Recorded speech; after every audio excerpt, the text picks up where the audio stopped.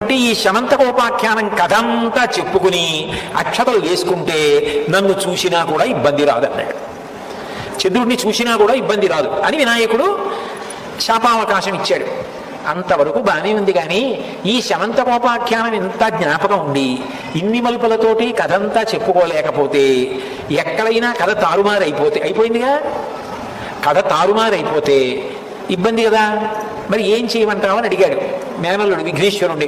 కృష్ణ పరమాత్మ అడిగితే విఘ్నేశ్వరుడు అన్నాడు, ఈ కథంతా చెప్పుకోలేకపోయినా, ఈ కథంతా జ్ఞాపకం ఉండకపోయినా అసలు శమంతకమణి నీది అని ఒకనాడు అన్నదే జాంబవతి.